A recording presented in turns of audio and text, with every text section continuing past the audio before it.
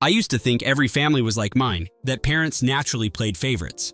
I remember the first time I noticed how often my mother praised my sister while ignoring me. I was about 9, she was 7. She was adopted from a neighbor who couldn't take care of her, and we'd grown up with that story. My parents always made it clear it was our responsibility to make her feel loved. Of course, I tried. I gave up toys, snacks, and even time with friends if my sister got upset. She was never overtly malicious, but she always seemed to be pulling the spotlight. My parents encouraged me to accommodate her every whim, reminding me that she had come from a difficult situation. I never really resented her for it at the time. I just thought that was how siblings worked. Yet, as I got older, I started seeing how my parents would downplay any of my achievements but celebrate hers to an almost ridiculous degree. If I scored high on a test, they'd say, "That's nice." If she scored slightly lower, they'd reward her with a night out. It was like living in a house where the rules of fairness never quite existed. By the time I reached high school, it became clear that my own aspirations meant nothing compared to my sister's potential. I had dreams of starting a small craft business because I loved creating custom jewelry. But whenever I mentioned my passion, my parents would wave it off. They said I should focus on something more traditional. Meanwhile, my sister wanted to try painting, singing, dancing, and even horse riding. Each time she expressed a fleeting interest, my parents threw money at lessons, equipment, and private coaches. They told me I didn't need extra support because I was capable on my own. It made me feel invisible. After a while, I stopped talking about my goals around them. I figured I'd just do what I needed to do without their approval or involvement. When I was 16, I used my allowance to buy materials for homemade earrings and necklaces. I sold them to classmates and people in my neighborhood. It wasn't much, but I was proud of it. My sister saw me working hard, but never showed any real interest. My parents, on the other hand, noticed only enough to tell me that I was wasting time I could spend studying for college. During my senior year, I applied for scholarships without telling my parents. I managed to get a partial scholarship to a business program out of state.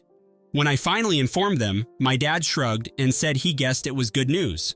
My mom asked why I wouldn't just stay local so I could help out at home. My sister was only 2 years behind me, so maybe I could guide her. That made no sense to me. I wanted my own path. I wanted to break free from the environment that had stifled me for years. Eventually, my parents relented and let me move. At college, I threw myself into every business-related opportunity. I attended seminars, networked with local entrepreneurs, and did side gigs to support myself. I also kept designing jewelry, expanding my repertoire into accessories that appealed to students on campus. While my sister continued bouncing from one interest to another, I was laser-focused on building a future for myself. My parents rarely called to check on me, and when they did, it was mostly to complain about how my sister needed new art supplies or private tutors. I learned to tune them out. After graduation, I moved to a city with a decent market for handmade crafts. I worked in retail to pay rent while saving up for my own venture. Slowly, I built a small online following for my jewelry and accessories. My parents never once congratulated me. They were more concerned about my sister's new plan to become a fashion designer. She'd apparently tried painting, sculpting, singing, and even baking before. Nothing stuck. I tried not to judge her, but it was frustrating seeing my parents invest thousands into her brand new sewing machines and design software while acting like my own business was just a hobby. Still, I kept my head down. Within a couple of years, my online store was bringing in enough revenue for me to lease a small space. It was a modest storefront, but it was all mine. I took out a loan to renovate it, turning it into a cozy boutique that showcased not just my creations, but also curated items from local artisans. I was proud of how far I'd come. That's when my parents suddenly took an interest. They called, praising my accomplishments like they'd been supportive all along. My sister chimed in too, claiming she'd inspired me. I decided to host a grand opening for my boutique. I saved the date, sent out invitations to friends, colleagues, and even local press. This was the culmination of years of hard work, and I wanted everyone to see it. About a week before the event, my parents phoned me. They said my sister was graduating from an accelerated program in fashion design on the same weekend, and they thought it would be wonderful if I combined my boutique opening with her graduation party.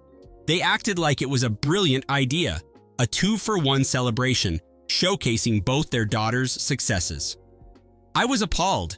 They hadn't lifted a finger to support me financially or emotionally all these years, and now they wanted me to share my big day with an event all about my sister? They didn't even bother asking how I felt about it. They simply informed me that it would be more efficient to do it together, since relatives could visit from out of town just once. It was absurd. I politely told them no. My mother got offended and said I was being selfish. My father muttered that I'd regret excluding my sister. I decided not to budge. They showed up anyway, unannounced, on the day of my grand opening. I saw them walk in with my sister, who was wearing a sash that said "Graduate" in giant letters. She also wore a ridiculous tiara, as if the entire event was centered around her. My parents started going up to my guests, telling them how proud they were of their newly graduated daughter, basically hijacking my opening.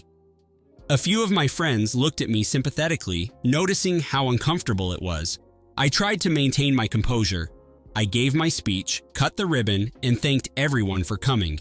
My sister kept stepping in front of me whenever pictures were being taken, forcing her way into photos that were meant to feature me and my staff.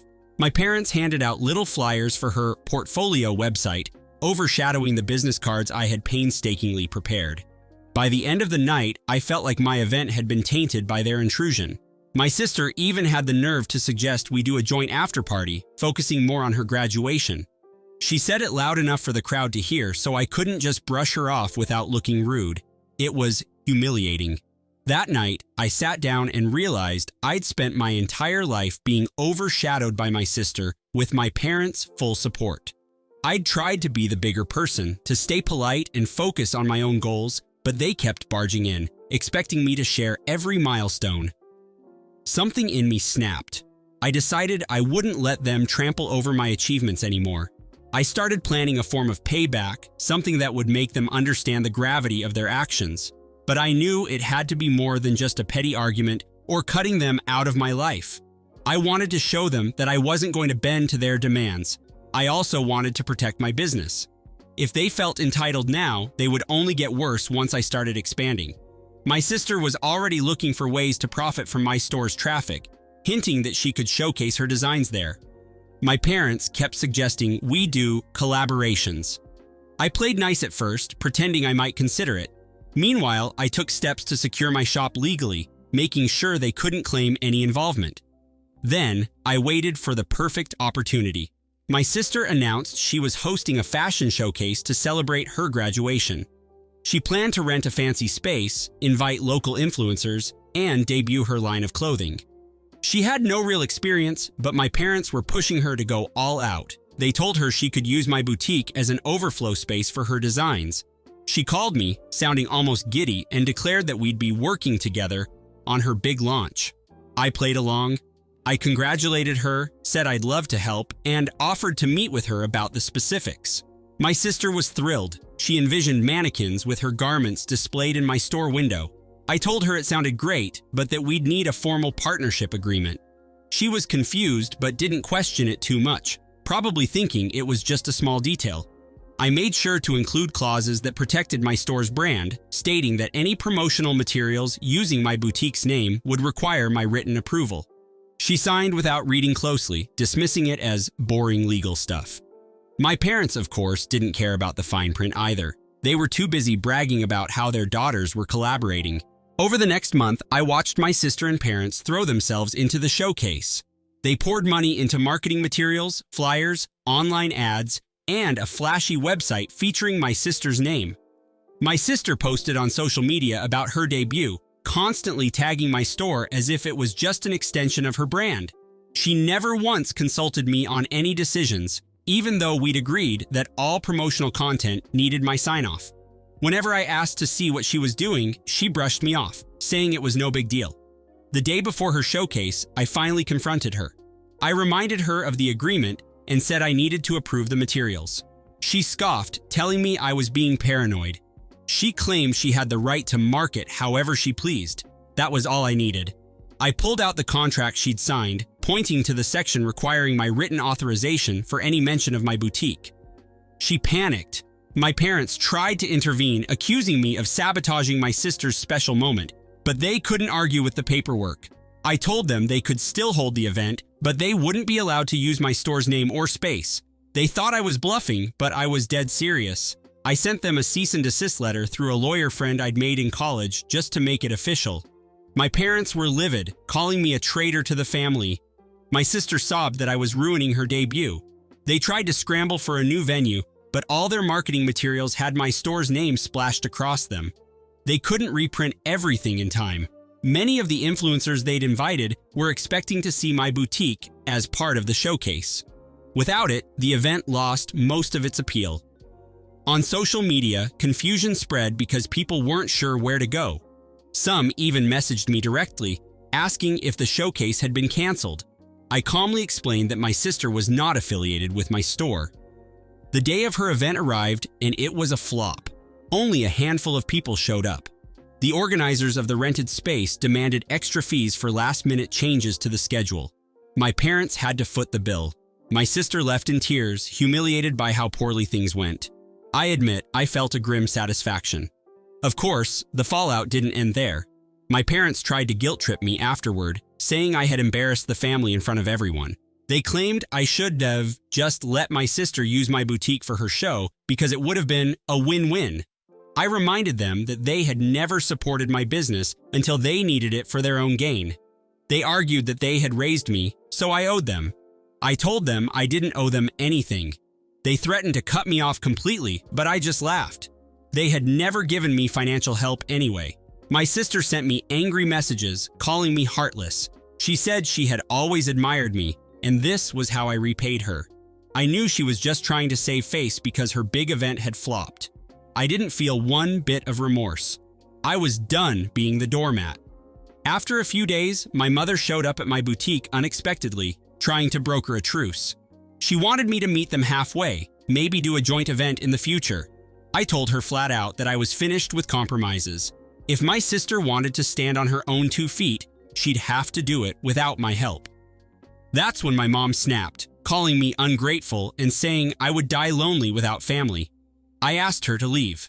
For the first time in my life, I felt fully in control. In the weeks that followed, I focused on growing my boutique. Word spread about the drama with my family, and to my surprise, people sympathized with me. Some of my regular customers said they were proud to support a small business owner who stood up for herself. Local crafters approached me, asking to feature their work in my shop. My sales increased, and I used the extra revenue to pay off part of my renovation loan. Meanwhile, my sister's online presence went quiet. She posted a few bitter messages about how some people couldn't stand to see her succeed, but she never named me directly. My parents tried once more to contact me, this time via email. They said they wanted to come to an understanding. They suggested that if I gave my sister a second chance, we could be a happy family again. I ignored their plea. I had spent too many years living under their manipulations, and I saw no reason to expose myself to that toxicity anymore. My friends noticed a change in me. I started smiling more, feeling genuine excitement about my future. I realized that cutting off the emotional leeches in my life had done wonders. With each passing day, I became more confident that I'd made the right decision. My store's reputation grew in our community, and even a few influencers reached out to collaborate with me instead of my sister. It felt like life was finally rewarding me for standing my ground. One afternoon, I received a letter from my parents. It wasn't an apology, but a demand.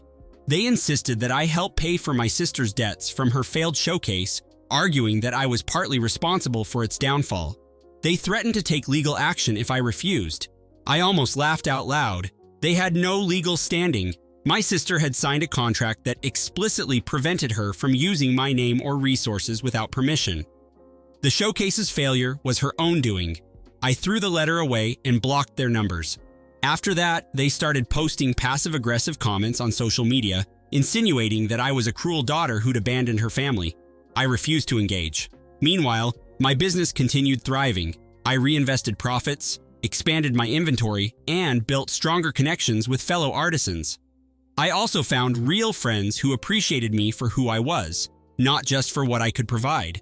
As my success grew, I prepared for the next potential ambush. My sister was still out there, presumably plotting her comeback or finding a new dream to chase. My parents would undoubtedly try to latch onto me again if they saw an opening. I made it a point to keep my personal life private, limiting what I shared online. Whenever I heard rumors about them seeking reconciliation, I brushed it off. I wasn't looking for peace with people who had repeatedly disregarded my boundaries and exploited my achievements. My revenge was thriving without them. A year later, my boutique was booming, and I'd opened a second location in a nearby town. I never invited my parents or sister to see it. They found out through social media and tried to get in touch, but I ignored their messages. I heard from mutual acquaintances that my sister was floundering again, unable to secure stable work. My parents apparently wanted me to hire her as a designer. Of course, I refused. I never forgave them. In my mind, they sealed their fate when they tried to hijack my achievements for her graduation. I dedicated every ounce of energy to building a life for myself, one that didn't include their toxic demands. Some relatives argued I was being harsh, but they didn't live through the years of favoritism and neglect. They didn't stand on that grand opening day watching my sister steal the show. So I feel no guilt. My success is mine alone, earned through sweat and resilience. If my parents and sister can't accept that, it's not my problem. I found happiness in independence, in owning something that belongs to me and me alone. That is the legacy I choose, not the one they tried to impose. My revenge isn't flashy or dramatic. It's simply living without their shadow hovering over me, thriving on my own terms, and knowing they can't take away what I've built. For me, that's more than enough. I will never forgive them, only prevail.